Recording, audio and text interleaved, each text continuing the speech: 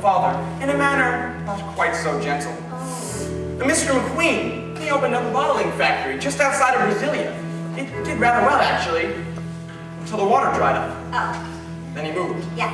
Now, as for the people of this town, well, they were prepared for the world that they inherited, weaned as they were on the legend born of their founding fathers' scare tactics.